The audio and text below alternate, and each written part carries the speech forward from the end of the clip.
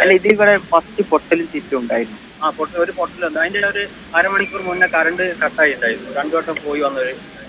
അത് കഴിഞ്ഞിട്ടായിരുന്നു ഇത് വന്നത്. ഒരു 2 പൊട്ടൽ അവിടുന്ന് പൊട്ടിയിട്ടുണ്ടായിരുന്നു. അത് കഴിഞ്ഞിട്ട് ഭയങ്കര പുക ഇത് വന്നു. അപ്പോൾ തന്നെ ആൾക്കാരൊക്കെ കുറെ ആൾക്കാർ പേഷ്യന്റിന്റെ കൂടുതൽ ഒരുപാട് ആൾക്കാരുണ്ടായിരുന്നു അവിടെ. അവരൊക്കെ ഞങ്ങൾ ഇപ്പുറത്ത് കൂടെ ഡോർ കൂടെ പുറത്തേക്കാക്കി. പിന്നെ ICUലുള്ള പേഷ്യന്റിനെ പുറത്തിറക്കാൻ എമർജൻസി ഡോറുകളൊന്നുമില്ല.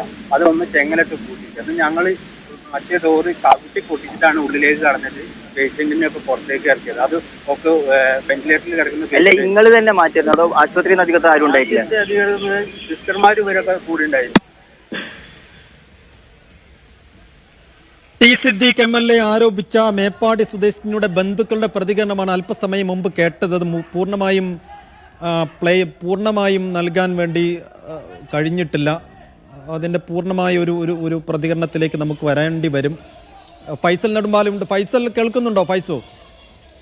ഇല്ല, ഫൈസൽ കേൾക്കുന്നില്ല. എന്തായാലും ആ കുടുംബത്തിൻ്റെ പ്രതികരണം നിർണായകമാണ്. അവരാണ് നേരത്തെ ടി സിദ്ദീഖ് MLAയോട് പറഞ്ഞത് ഈ മേപ്പാടി സ്വദേശിനി നസീറയെ വിഷം കഴിച്ച നിലയിലാണ് അങ്ങോട്ട് കൊണ്ടുവന്നത്. നേരത്തെ തന്നെ അത്യാസന്ന നിലയിലായിരുന്നു നസീറ ഉണ്ടായിരുന്നത്.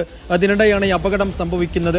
അപകടം സംഭവിച്ചതിന് ശേഷം മോർച്ചറിയിലേക്ക് വെന്റിലേറ്ററിൽ നിന്ന് മാറ്റി 5 ബോഡികളിൽ 1 നസീറയുടേതായിരുന്നു. അപ്പോൾ ഈ അപകടം മൂലമുണ്ടായ ശ്വാസതടസ്സം കൂടി മരണത്തിന് കാരണമായിട്ടുണ്ടോ എന്നതാണ് സംശയം. അങ്ങനെ ഒരു ആരോപണമാണ് ടി സിദ്ദീഖ് MLA നേരത്തെ ഉയർത്തിയതും. അപ്പോൾ 5 മരണങ്ങൾ ആ സമയത്ത് അവിടെ നടന്നിട്ടുണ്ട്. ഒന്ന് പക്ഷേ ബ്രോഡ് ഡെഡ് ആണ്. മറ്റു 3 മരണങ്ങളുടെ കാര്യത്തിലാണ് ഒരു വ്യക്തത ഇനിയും വരേണ്ടത്. ഈ 3 മരണങ്ങൾ സംഭവിക്കാൻ ആ പുക ഉയർന്നതൊരു കാരണമായിട്ടുണ്ടോ എന്നതാണ് ഇനി അറിയേണ്ടത്. അതിൽ പേഷ്യൻ്റ് അതിലേക്ക് കൂടെ കൊണ്ടുവരാൻ പറ്റൂല. എന്നിട്ടാണ് ഞങ്ങൾ പോയി ഇപ്പുറത്തെ ചവിട്ടി പൊളിച്ച് അതിൽ സ്റ്റെപ്പ് കയറി എല്ലാവരും കൂടി പിടിച്ചിറക്കി കൊണ്ടുവരികയാണ് ചെയ്തത്. അത്രയും നല്ലൊരു ബുദ്ധിമുട്ടായിരുന്നു ഞങ്ങൾക്ക് ഇതായിപ്പോൾ. എൻ്റെ പെങ്ങള് എനിക്ക് വെന്റിലേറ്ററിൽ കിടക്കുന്ന ആള് കുറച്ചു നേരം മുറ്റത്ത് കൊണ്ടുവന്ന് വെച്ചിട്ടുണ്ടെങ്കിൽ എന്തായിരിക്കും അവസ്ഥ? അതുകൊണ്ടാണ് മരണം സംഭവിച്ചത്. എത്ര സമയമായിട്ടുണ്ടാവും ഇത്? ഒരു 6-7 മണി ആ ടൈമാണ് തോന്നുന്നുണ്ട്. അതിൻ്റെ ഉള്ളിൽ നിൽക്കുന്ന സമയം അറിയുന്നില്ല. ഇപ്പം മെഡിക്കൽ കോളേജ് സൂപ്രണ്ട് സംസാരിച്ചിരുന്നു. അപ്പോൾ അവർ പറഞ്ഞത് ഇപ്പം മരണങ്ങളൊന്നും ഈ ഒരു അപകടം മൂലം ഉണ്ടായതല്ല എന്നാണ് അവർ പറയുന്നത്. ഞാൻ എൻ്റെ സിസ്റ്റർ എങ്ങനെയാണ് മരിച്ചത്? അവിടെ വെന്റിലേറ്ററിലായിരുന്നല്ലോ. ഇങ്ങോട്ട് മാറ്റിയപ്പോഴല്ലേ സംഭവിച്ചത്. വെന്റിലേറ്റർ ഇതില്ല. ഞങ്ങൾ എന്നിട്ട് ഇത് കൊടുത്തിട്ടാണ് ഇങ്ങോട്ട് കൊടുക്കുന്നത്. ബലൂൺ വെച്ചിട്ട് ഓക്സിജൻ കൊടുത്തിട്ടാണ് ഇങ്ങോട്ട് കൊടുക്കുന്നത്. ഇവിടെ എത്തിയപ്പോൾ തന്നെ BP ഇത് കുറഞ്ഞിട്ടുണ്ടായിരുന്നു എന്ന് പറഞ്ഞു. അതാണ് ഇതിന്. അല്ലെങ്കിൽ എന്തായാലും അങ്ങനെ സംഭവിക്കൂല. ആശുപത്രി അധികൃതർ നിങ്ങളോട് സംസാരിച്ചു? ഇല്ല, സംസാരിച്ചില്ല. അതിനെ കുറിച്ചിട്ടൊന്നും സംസാരിച്ചിട്ട് ഇതാക്കിയിട്ട് ഒന്നുമില്ല. ഇല്ല, വന്ന് നോക്കിയില്ല. കുറച്ചാൾ കയറിയോണ്ടാണ് ഈ ICT ആൾക്കാരെ ഇറക്കുക. അവിടുത്തെ കുറച്ച് സിസ്റ്റർമാരും ICT സിസ്റ്റർമാരും ഡോക്ടർമാരും നമ്മളിപ്പം പരിശ്രമിച്ചിരിക്കുന്നു കേട്ടോ. എടുത്ത് പറയണം. കാരണം ഓരുണ്ടായോണ്ടാണ് സെക്യൂരിറ്റിമാർ തിരിഞ്ഞു നോക്കിയിട്ടില്ല.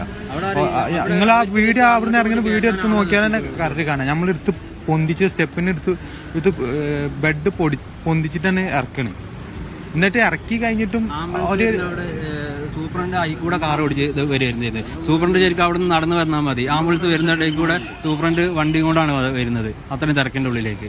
അതൊക്കെ മോശമുള്ള പരിപാടിയല്ലേ?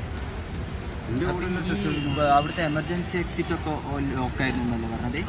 എമർജൻസി എക്സിറ്റ് കുറച്ച് കഴിഞ്ഞിട്ട് ഈ ലാസ്റ്റത്തെ ഫസ്റ്റത്തെ ചെങ്ങല വെച്ച് പൂട്ടിയിരിക്കുകയാണ്. അത് ഒന്ന് തുറക്കാൻ പറ്റുന്നു. ഒന്ന് അടിയിൽ നിന്ന് ലോക്ക് ചെയ്തിരിക്കുകയാണ്.